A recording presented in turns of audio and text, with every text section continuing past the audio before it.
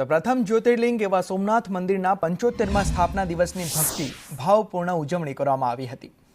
ભગવાન સોમનાથની ભવ્ય અને દિવ્ય પાલખી યાત્રા નીકળી હતી ત્યારે જૂના સોમનાથ મંદિરથી પ્રભાસ પાટણના માર્ગો હર હર મહાદેવના નાદથી ગુંજી ઉઠ્યા હતા। તીર્થ પુરોહિત સોમપુરા બ્રાહ્મણ સમાજ દ્વારા સમગ્ર આયોજન કરવામાં આવ્યું હતું, જેમાં કથાકાર રમેશભાઈ ઓઝા, જિલ્લા કલેક્ટર અને સાંસદ રાજેશ ચુડાસમા સહિતના મહાનુભાવો જોડાયા હતા।